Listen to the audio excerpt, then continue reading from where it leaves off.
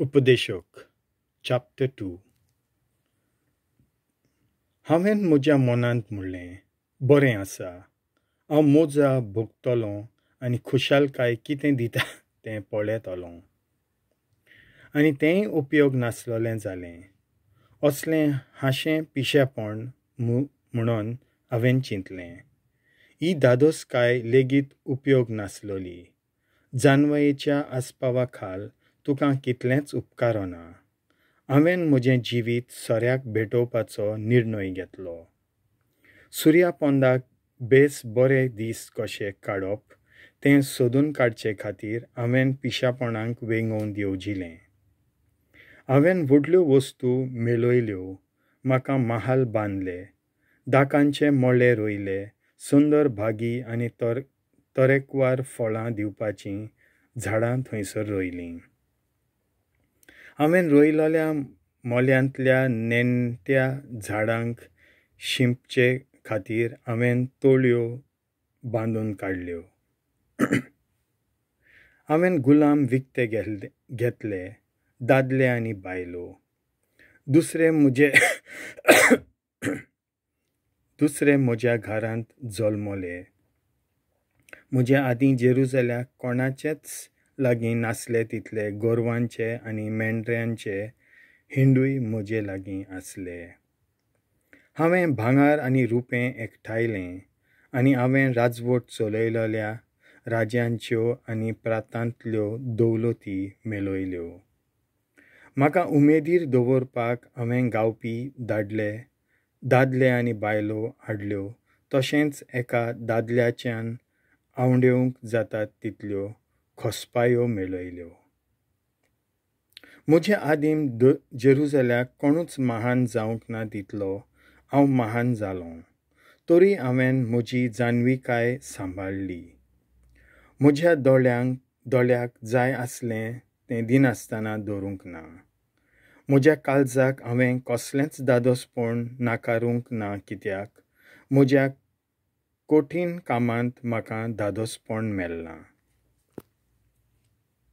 उपरांत हांवें केलोल्या वस्तूंचेर आनी त्यो करूंक लागलोल्या प्रथिनाचेर हांवें नियाळ केलो ताचो कसलोच फायदो जावंक ना म्हणून म्हाका समजलें.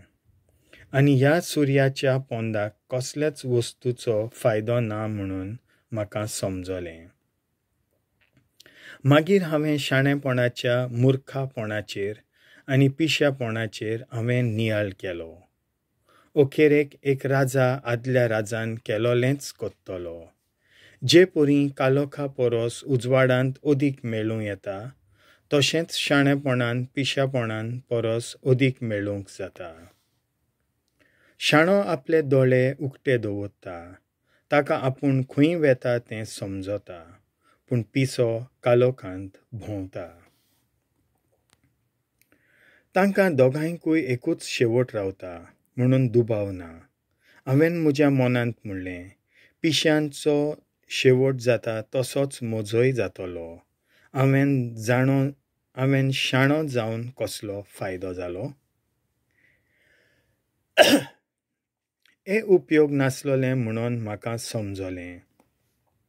शाण्यांचो पिश्यां परोस अदीक काळो उगडास उरोना आनी अखेरेक दोगांयचेरूय विसर पडटलो. जावं तो शाणो वो पिसो दोगूय मरतले.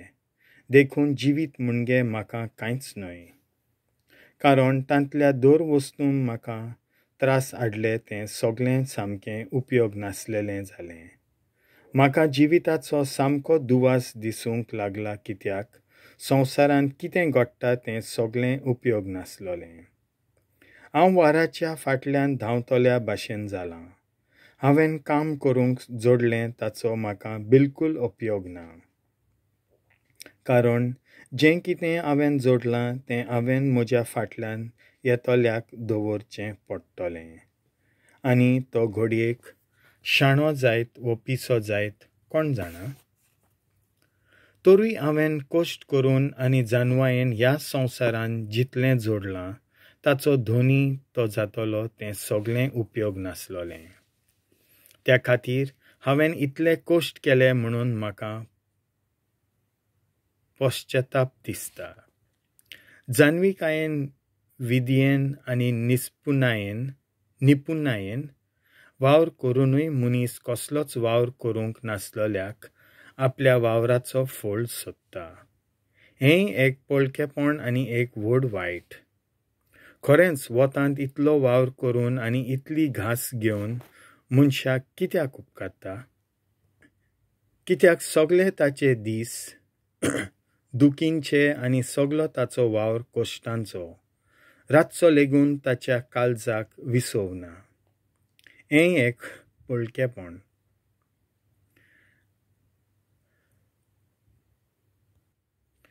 आपणें जोडलां ताचें फळ खावप, पिवप आनी खुशाल रावप हाच्या परस आनीक कांयच बरें ना. हें देवाच्या हातांतलें येता अशें म्हाका दिसता. नाजाल्यार ताच्या कडल्यान आयल्या शिवाय कोणाक कितें खावंक आनी दादोशी जावंक मेळटा? आपल्याक मानतात तांकां देव शाणेपण, जानवाय आनी खुशालकाय दिता. पूण पातक्यांक तो वावर करूंक, कश्ट काडूंक, जोडूंक आनी सांतोवन दवरूंक लायता. तो मागीर त्यो वस्तू आपणाक मानतात तांकां दिता. हें उपयोग नासलोलें, वाऱ्या फाटल्यान धांवलोल्या भाशेन. देवाचें उतर हें.